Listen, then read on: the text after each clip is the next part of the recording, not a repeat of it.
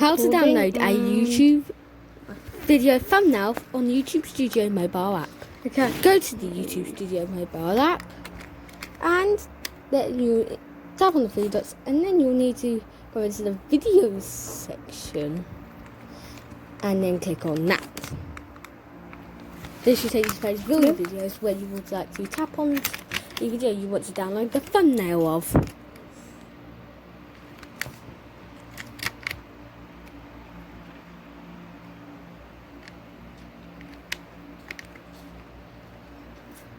Once you have selected a video, tap the pencil icon in the top right hand corner of the screen.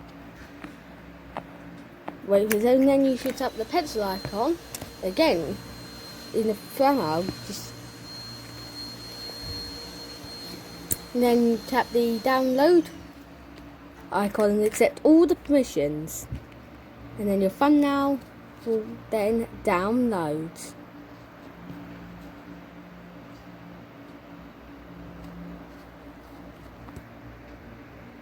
Done.